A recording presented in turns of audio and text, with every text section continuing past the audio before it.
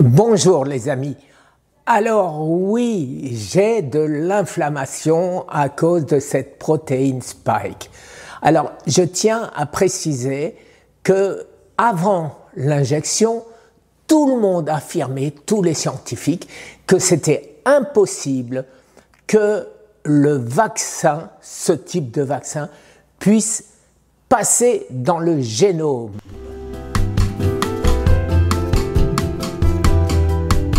Et voilà comment l'Empire vous fera mourir, et le soleil qui nous fera frire. On vous avait prévenu, maintenant vous êtes cocu, et encore vous n'avez rien vu. Alors c'est tellement dingue cette histoire qui s'officialise maintenant et par la voix des USA, puisque tout ce qui vient des USA évidemment a plus de valeur que chez nous. Je vais vous laisser continuer l'interview de Guy et vous annoncer deux nouvelles. Donc la mauvaise d'abord, c'était ça finalement, voilà, ça rentre dans le génome. Et la bonne, c'est que, eh bien j'en parle à la fin. Depuis, hélas, il a été prouvé que c'était loin de ne pas être le cas. Beaucoup de gens n'auront jamais de problème, mais beaucoup de gens ont le problème et auront un problème, j'irais dire, irréparable. Alors, pour vous donner une idée, il y a à peu près 2 ans, j'ai fait une analyse de mon génome et on a constaté que j'avais une tendance à l'inflammation énorme, ce qui fait que notre ami Eric Berg m'avait conseillé de prendre 30 000 IU par jour de vitamine D3. Le corps fabrique la vitamine D à partir du soleil. Le problème est que le soleil a changé de fréquence. Donc le corps ne sait plus fabriquer la vitamine D dont il a besoin actuellement. De plus, c'est le cholestérol qui est à la base de la fabrication de la vitamine D. Et nous avons le complot contre le cholestérol qui fait qu'on veut absolument baisser le cholestérol, donc baisser la production de vitamine D. Si la vitamine D baisse, le corps passe en inflammation, maintient son inflammation qui est cancérigène. Donc on tourne en rond, on crée le cancer en voulant baisser le cholestérol et sans avoir la possibilité de s'adapter aux nouvelles fréquences du soleil. J'en parle à la fin. Alors les amis, effectivement, c'est ce que j'ai fait pendant un certain temps. L'inconvénient de cette chose, c'est qu'il y a toujours des effets secondaires à en prendre trop. Ça veut dire trop de calcium, ça veut dire trop de calcification, ça veut dire les reins qui en prennent un coup, j'en sais quelque chose. Et donc, j'ai mis ma team, je me trompe tout le temps, au travail. Et j'ai eu les mêmes réponses d'à peu près tout le monde. Il n'y a pas grand-chose, si ce n'est rien du tout à faire. Parce que tout ce qu'on connaît, ça marche avant que Spike rentre dans le génome. Mais une fois que ça a pénétré dans le génome, ça semble foutu de ce côté-là. Donc, il faut que je trouve d'autres solutions pour arriver à me guérir du cancer, puisqu'on le sait, le cancer s'installe sur l'inflammation. Alors, je le répète une fois de plus, est-ce que le fait d'avoir Spike de 150 fois, plus de 150 fois au-dessus de la dose normale, est-ce que ça a pu inhiber la P53 qui est ce qui nous protège du cancer? Puisque chaque fois qu'on a des cellules du cancer, la P53 s'active et tue les cellules du cancer. Aujourd'hui, ce n'est plus mon cas. Alors regardez ce que nous dit, je vais vous faire écouter, ce n'est pas la peine que je répète ça. Ce qu'on me dit. Que tu vas bien, je viens de voir ta vidéo sur la protéine spike. Alors la protéine spike, c'est une combinaison d'acides aminés fabriqués par la cellule selon le codage que le virus SARS-CoV-2 produit en surface et qui est utilisé par le système immunitaire, entre autres. C'est une protéine de surface. Il n'y a rien d'organique là-dedans. C'est une protéine. Toutes les plantes que tu vas pouvoir utiliser sont peut-être anti-inflammatoires, mais ne feront aucune correction du génome qui est à l'intérieur des cellules et qui fabrique la protéine spike. Donc il faut faire très très attention, demande à ta team, demande vraiment à tous tes experts, mais si l'ARN est rentré au niveau de ton génome et que tes cellules produisent de l'iSpike, il n'y a aucune plante qui va pouvoir corriger ton ADN, à part si c'est des anti-inflammatoires. Mais si c'est des antifongiques, antiviraux, c'est pas un virus, c'est juste une protéine de surface. Et je connais qu'un élément qui puisse corriger l'ADN, mais c'est pas possible de l'utiliser en ce moment. Mais sinon, il y a pas d'autre chemin que je connaisse pour corriger cette OGM, c'est-à-dire cette introduction dans le génome humain de l'ARN du virus dans le génome et qui fabrique donc de la spike. Inflammatoire. Donc voilà, c'est là-dessus qu'on va pouvoir jouer, c'est sur l'inflammation, sur les conséquences, sur les thromboses éventuelles, mais si c'est dans le génome, ça va être compliqué à sortir. Voilà. Allez, bon courage à toi, Guy. Donc j'interviens pour un peu faire le candide, parce que c'est pas évident toujours à comprendre. En fait, c'est très simple. Les injections, donc les injectés, vont produire dans leurs cellules de la protéine spike en permanence. Cette protéine spike, c'est la même qu'il y a autour des virus, donc le système immunitaire va penser qu'il y a des virus partout. Vous êtes envahi de chimères, donc il va s'épuiser à essayer de détruire, de combattre ce que le corps produit lui-même. Vous voyez la folie, quoi. Alors qu'avant, on aurait pu dire que c'est une infection extérieure, contamination extérieure. Ça va épuiser le mécanisme de la P53, mais ce qui est pire encore, et ce que nous testons, c'est que même les non-injectés par contamination aérosol vont déclencher ce mécanisme-là. C'est la folie. Et pire encore, parce que les 11 injections sataniques vont être sur le mode ARN. C'est la fin de l'humanité. Du moins telle que nous la connaissons. Donc, pour l'instant, les amis, ce que je fais, je sais aujourd'hui que la nattokinase, que la bromélaïne, même mélangée à la quercétine, que le NAC, N-cystéine, ne me servent absolument à rien dans ce cas. Ça sert certainement à d'autres choses. Je continuerai les recherches là-dessus. Mais la seule manière que j'ai de combattre aujourd'hui, c'est l'inflammation. C'est ne rien manger d'inflammatoire. Et c'est pourquoi, hélas, je dois bannir, hélas, presque définitivement, la viande.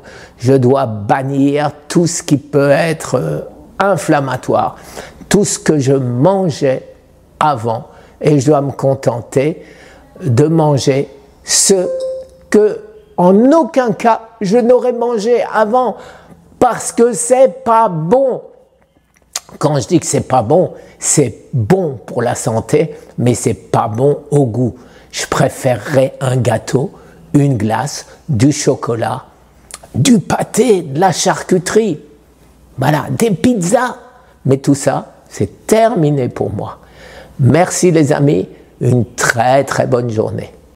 On voit probablement apparaître ce mécanisme d'emballement inflammatoire dans le sang, avec ce que j'appelle les nœuds inflammatoires, les nœuds de fibrine.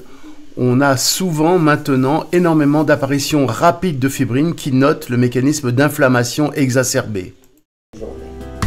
Nous, on a résisté, on ne s'est pas fait piquer, on a même de quoi vous proposer de vous soigner.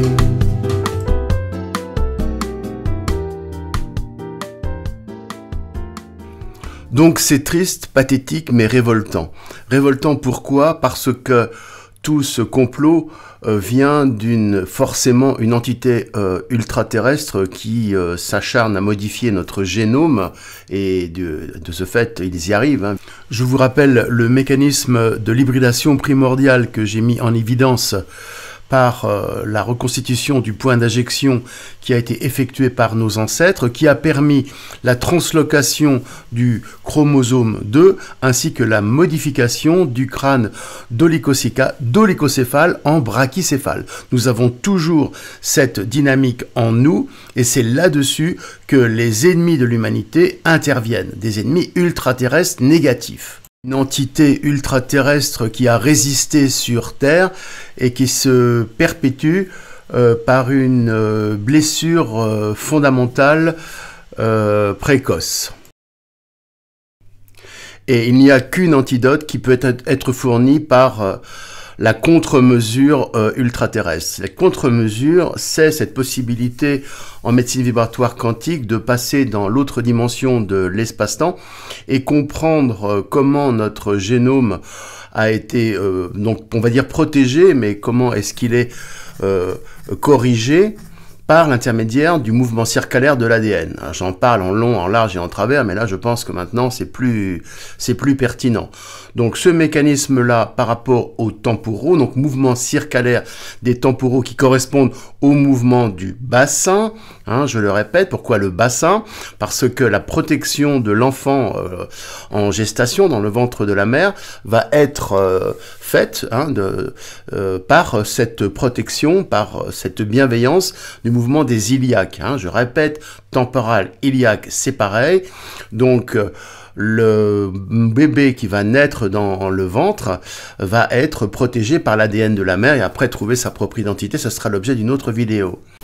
Je parle de cela car la protéine spike, mais pas seulement, le graphène et la bouillie ciblent ce mécanisme de gestation, induisant notamment, alors pour les femmes, une infertilité, problème de gestation en tout genre, pour les hommes, baisse de la qualité du sperme, et d'autant plus pour les femmes qu'une contamination par l'injection ou à distance du garde à vous sera faite.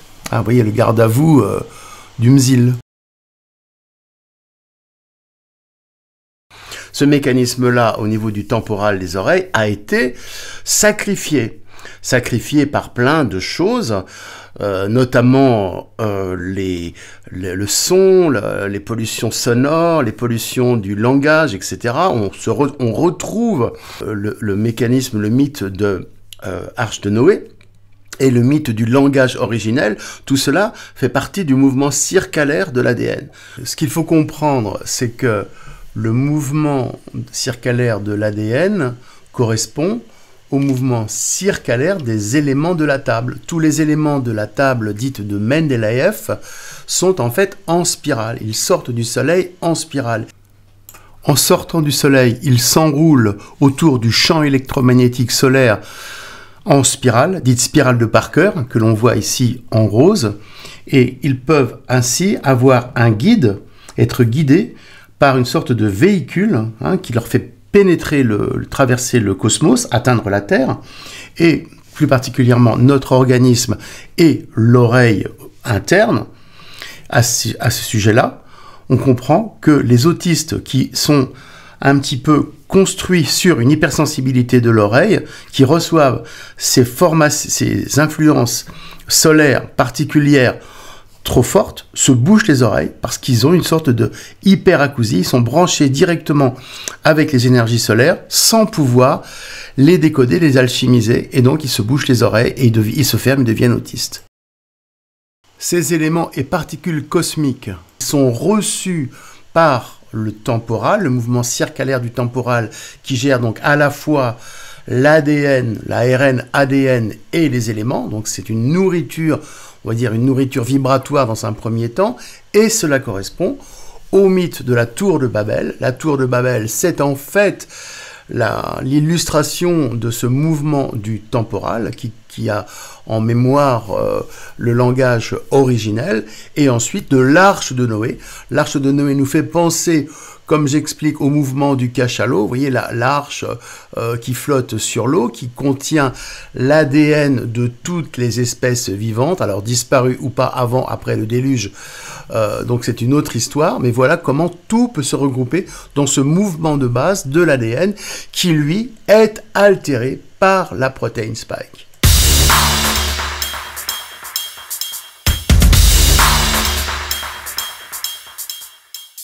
Bon, j'explique ça brièvement, il y aura des lectures, etc. Voilà.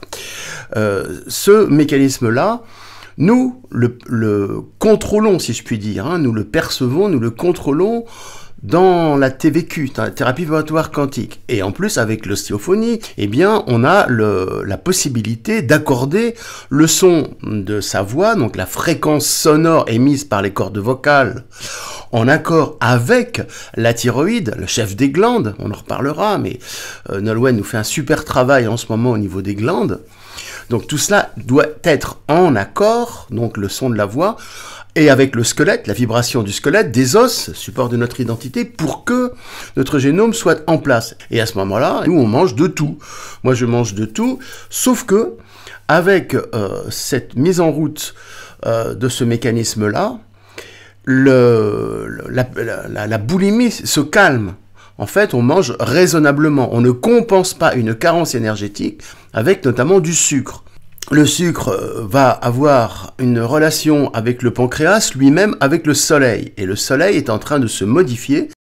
Et c'est pour cela que nous chutons en vitamine D, et que de prendre de la vitamine D, un peu comme Guy le disait, ça ne sert à rien. Parce que notre corps, par une mémoire de photosynthèse, n'est plus accordé aux fréquences du soleil actuel. Le soleil s'est modifié au niveau de ses fréquences. Donc il faut retrouver la fréquence originelle, et là ça fait partie de nos derniers travaux, si je puis dire, que j'ai déjà expérimenté sur moi. C'est assez incroyable, on retrouve la fréquence du soleil originel, et à ce moment-là, le corps réassimile la vitamine D de maintenant. Et donc on a à ce moment-là tout l'ensemble du mécanisme inflammatoire qui se calme. Pourquoi est-ce qu'on est en inflammation lorsqu'on est en désaccord avec le soleil? Parce que le soleil, par rapport à sa fréquence hydrogène, nous envoie de l'énergie, mais une énergie qui n'est pas calée sur notre identité. Il nous envoie une énergie hydrogène acide, acidifiante. Et donc, il va falloir ensuite basifier. Il y a deux mécanismes de basification essentiels.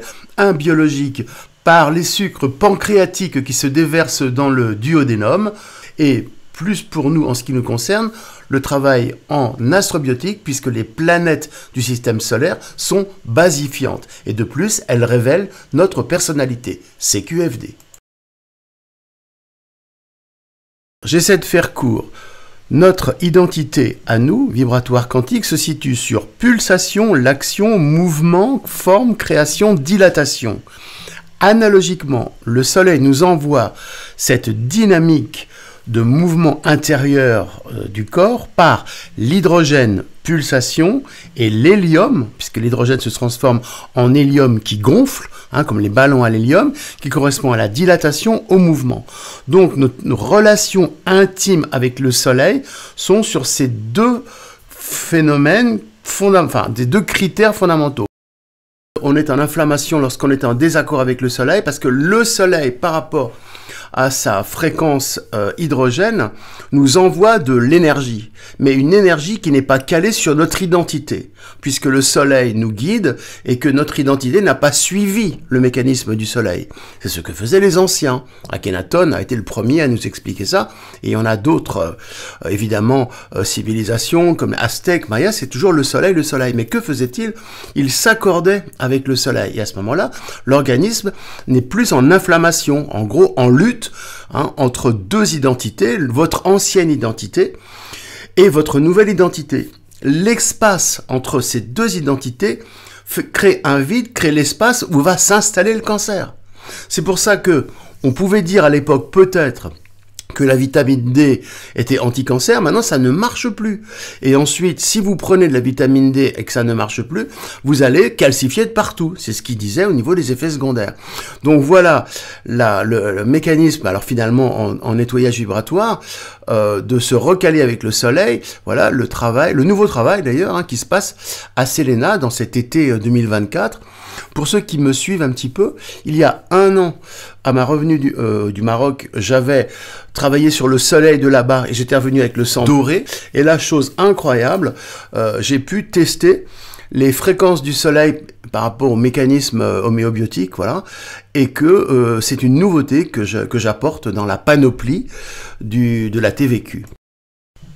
Maintenant, quel intérêt tout ce charabia que je vous expose, quantique, circalaire, etc., si ce n'est que de prolonger sa vie et en bonne santé.